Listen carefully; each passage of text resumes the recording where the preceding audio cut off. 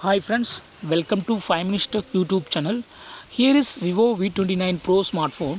In this video, you will learn how to register face unlock in your phone Vivo V29 Pro. How to set face unlock in your phone. First of all, go to settings of your phone. Go to settings. Go to settings here. Then go to security. Go to security and here select face and draw your current pattern for authentication and confirmation.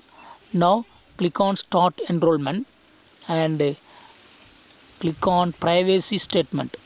Just tick this box and click on agree.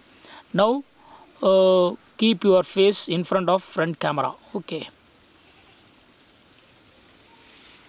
80% I have shown.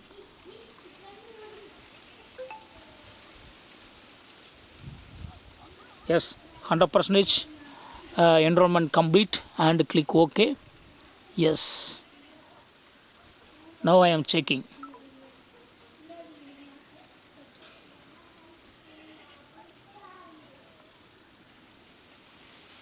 I am checking in front of me. Yes, it's working very well. So in this way you can easily add face unlock in your phone. You can easily set face unlock in your phone Vivo V29 Pro. That's all friends. Thanks for watching. Bye.